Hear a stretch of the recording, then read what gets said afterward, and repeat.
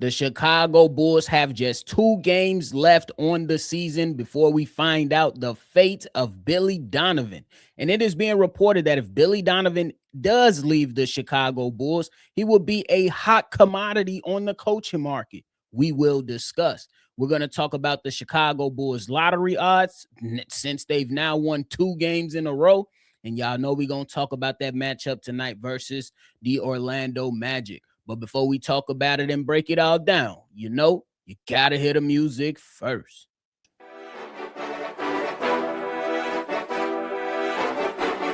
Cognac, gang.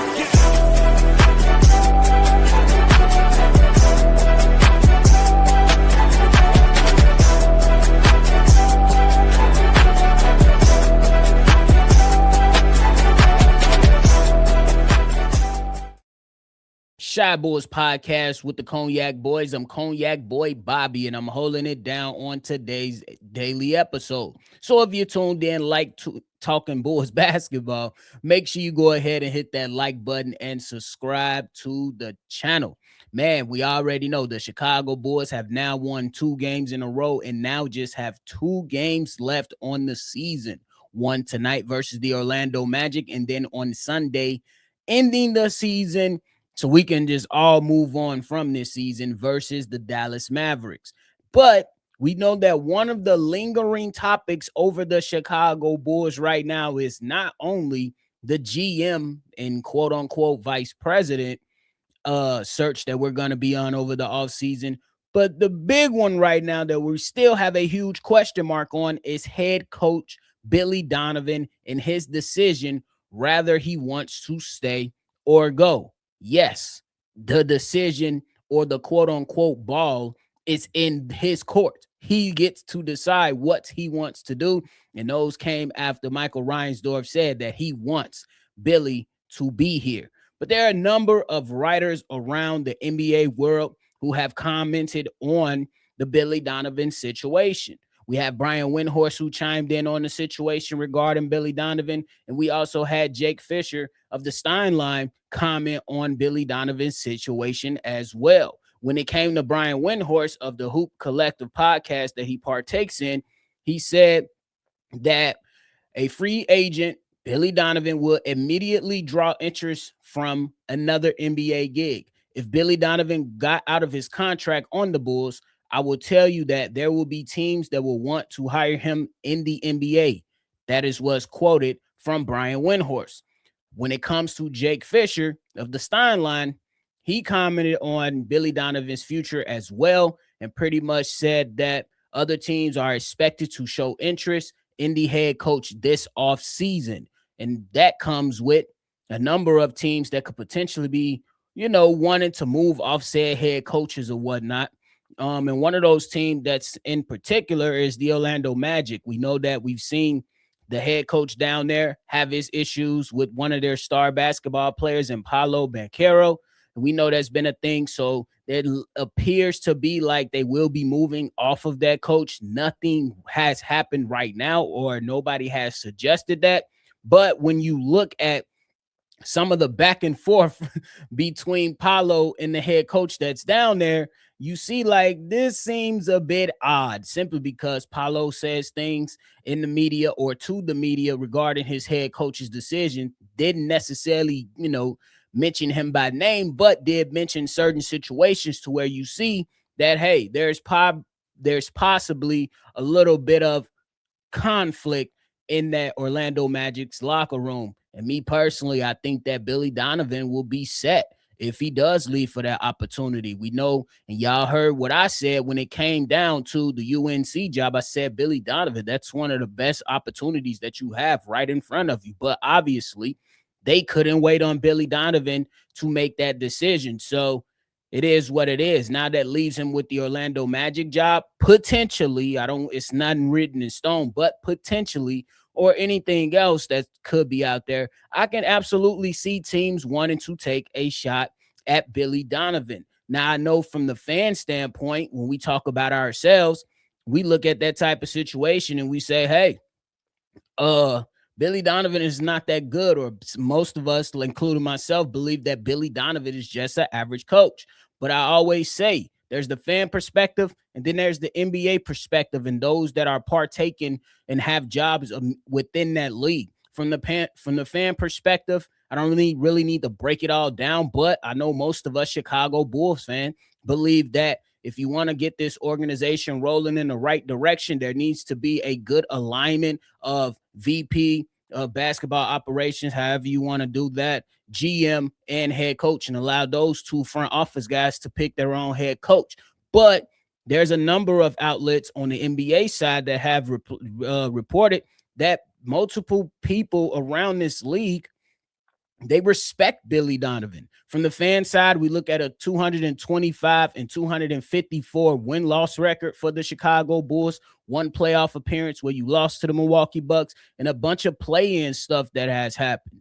And then you look at some situations from back to the NBA side to where you look at in most teams or most people that was around the league really had a sour taste in their mouth regarding the Bulls front office and believe that those guys were clowns or bozos. And typically, I forgot who the guy was, so my bad on that.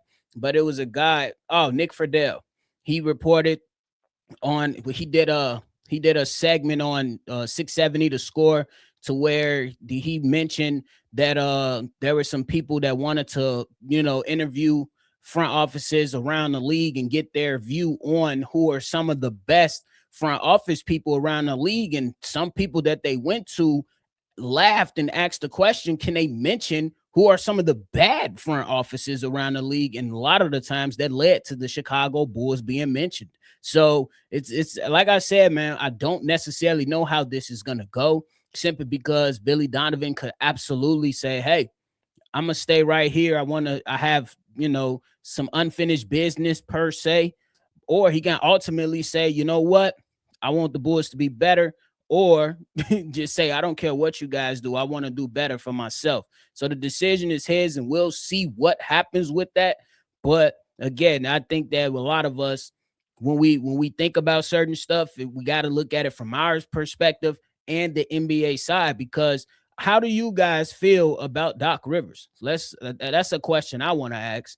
Like a guy like Doc Rivers, how do you guys feel about him? It seems like, what I'm saying, a lot of fans are not really on board with the way Doc Rivers' career has been going since he left the LA Clippers. But the man keeps getting jobs.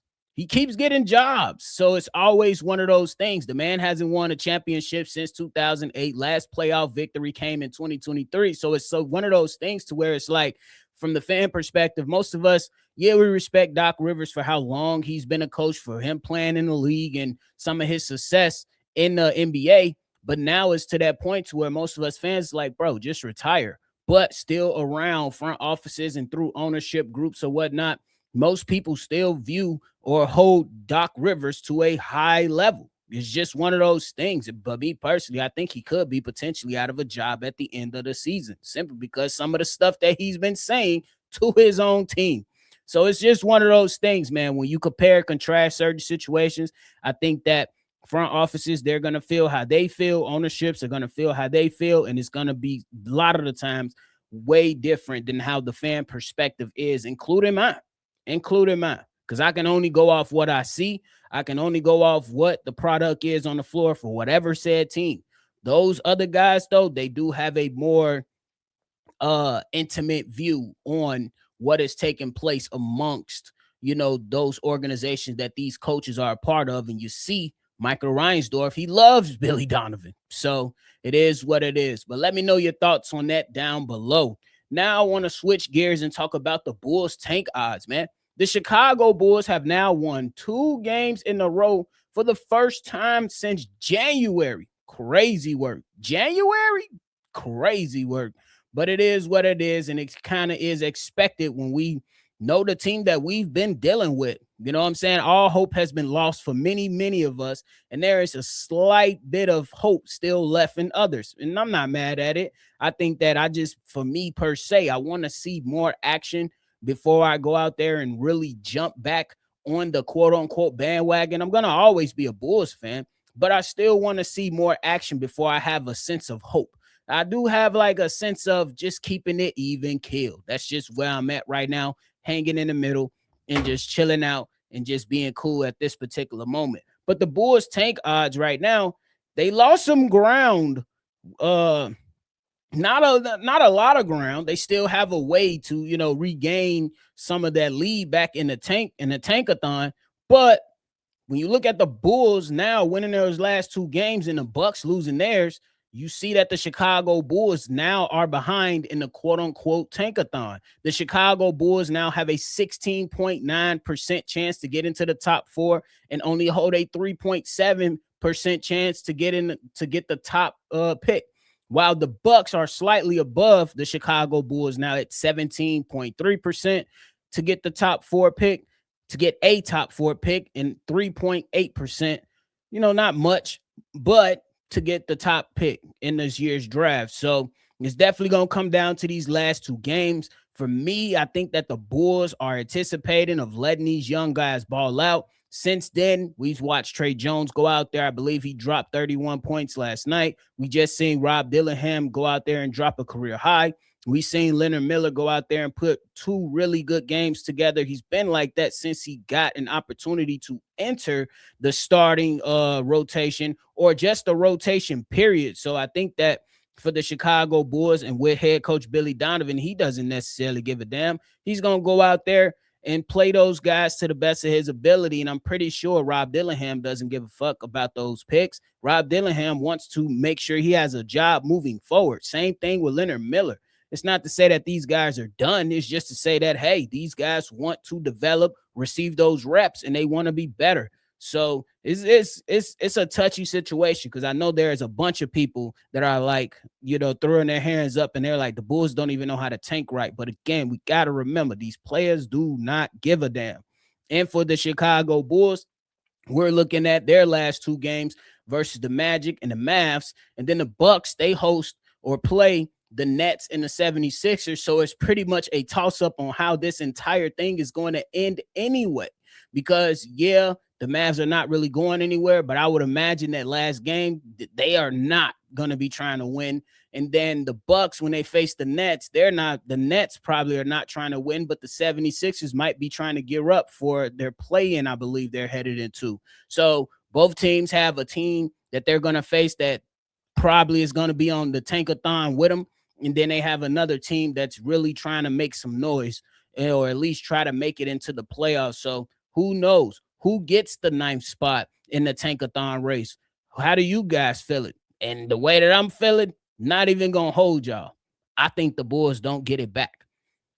I think they remain in the 10th spot right behind the Milwaukee Bucks. And I'm just going off that based on the talent. That's just me. Based on the talent, based on the coaching. And I think that the Chicago Bulls are going to put an effort up to compete hard as they can throughout these last two games. And that's not to say that the Bucks are not going to attempt to compete throughout these games. But at the same time, it's just like the Chicago Bulls, we do things differently. That's just how we do it, bro. The Chicago Bulls do things differently. And again, you have so many players on this team that want to try to make a name for themselves. It's not to say that those guys on the Bucks don't want to try to make a name for themselves, but I think that we have some guys that's just going to try a little bit harder than those players on the Milwaukee Bucks. And I think the Bulls will end the season in the 10th spot in the tankathon. That's just how I'm looking at it. Now, when it comes to that game later tonight versus the Orlando Magic, this is a team that's fighting, to make sure they enter the playoffs on a high note. Now, I did mention earlier throughout this episode that there has been a little bit of a rift between Paolo Banchero and his head coach, but ultimately, I think that these guys do understand what's ahead of them, and they still have to go be professionals to go out there and hoop. So I think that the Chicago Bulls will be getting their best tonight. It's going to be a game that's going to remain interesting for me. I'm pretty much going to be dialed in and keep saying the same thing that I've been saying since the damn trade deadline. Player development, man. Wins and losses, it is what it is. You know what I mean? I think right now for the last two games, we need to be the next week or so, we need to be Portland Trailblazers fans low key so we can see if we can convey that pick and so we can have 2 first-round picks, which would be great for the Chicago Bulls, a team in need of talent, a team in need of some type of direction and a team that wants, you know what I'm saying, a fan base that wants to see good guys put in place to make things happen and make things, start to appear that they're headed in the right direction. So we'll see what happens tonight. We'll be live with the live call. So make sure you're tuned in and rocking and rolling with us later tonight, man. But hey, that is it for me today, man. I appreciate y'all for tuning in to another episode, man. The dog days are almost over. Unless we get some crazy nonsense over the off season, man, we always appreciate y'all for turning up and tuning out for Shy Bulls podcast, man. It's never a dull moment when we get to interact and kick it with y'all, some of the best people in the world, bro. So, hey, that is it for me. I appreciate y'all. Make sure y'all always see red, and y'all already know. I'm going to catch y'all on the next one for sure. Peace. Cognac. Gang.